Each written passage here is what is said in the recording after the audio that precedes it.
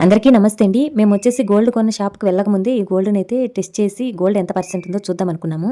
మేము ఇంతకుముందు వచ్చేసి వాయిల్పాడ్‌లో గోల్డ్ చైన్ ఒకటి కొన్నామండి. అక్కడొచ్చేసి 916 అని చెప్పారప్పుడు. సరే అని చెప్పి ఆ గోల్డ్ చైన్ మార్చుకొని మామూలు బంగారం తీసుకుందామని చెప్పి షాప్‌కి వెళ్ళినప్పుడు వాళ్ళొచ్చేసి దీంట్లో ఎంత పర్సెంట్ ఉందో మేము చెక్ చేసిన తర్వాతనే తీసుకుంటామని చెప్పారు. సరే అని చెప్పి దాన్నైతే వాళ్ళకిచ్చాము. వాళ్ళొచ్చేసి దాన్ని చెక్ చేసినప్పుడు 88% మాత్రమే దీంట్లో గోల్డ్ ఉంది. ఇంకా మిగతా పర్సెంట్ అంతా గాని రాగి అలా ఉంది అని చెప్పారు. సరే అని చెప్పి అదైతే అక్కడ మార్చుకున్నాం. ఆ చైన్‌లో వచ్చేసి ఎంత పర్సెంట్ గోల్డ్ ఉందో అని చెక్ చేసిన తర్వాత ఈ స్లిప్ అయితే మాకు ఇచ్చారండి. ఈ స్లిప్ లో ఉన్న నెంబర్ కైతే నేను ఫోన్ చేశాను. ఇలా నక్లీస్ చెక్ చేయాలి, గోల్డ్ ఎంత పర్సెంట్ ఉందో తెలుసుకోవాలనుకుంటున్నాము అంటే వాళ్ళు వచ్చేసి మీరు వస్తే చెక్ చేయమండి, షాప్ వాళ్ళు వస్తేనే మేము చెక్ చేస్తామని చెప్పారండి. ఇంకా సరే అని చెప్పేసి మేము ఈ నెక్లెస్ అయితే షాప్ కి తీసుకెళ్ళామండి. వాళ్ళని అడగదామని చెప్పేసి వాళ్ళని అడిగినాము, ఇదేంటి కలర్ చేంజ్ అయిపోయిందంటే వాళ్ళు వచ్చేసి ఈ నెక్లెస్ మీరు పత్తిలో పెట్టలేదండి, అందుకే ఇలా అయిపోయింది, దీన్ని రెడీ చేస్తామని చెప్పారు. ఇంకా మాకు ఎందుకు దీంట్లో ఎక్కువగా కల్తీ ఉందని చెప్పేసి మేము ఈ నెక్లెస్ ఇచ్చేసి మేమైతే వేరే నెక్లెస్ అయితే కొన్నామండి. మనం వచ్చేసి మన దగ్గర ఉన్న 916 అని ఇచ్చేటప్పుడు వాళ్ళు ఎలా ఎంత పర్సెంట్ గోల్డ్ ఉందని చెక్ చేస్తారు. అలాగే మనం కొనేటప్పుడు కానీ వాళ్ళ దగ్గర నుంచి ఎలాంటి గోల్డ్ కొన్నా మనం కానీ అలాంటి టెస్ట్ చేసి తీసుకుంటే చాలా బాగుంటుందని నా అభిప్రాయం. మీరేమంటారు అనేది కామెంట్ చేయండి. Thank you for watching.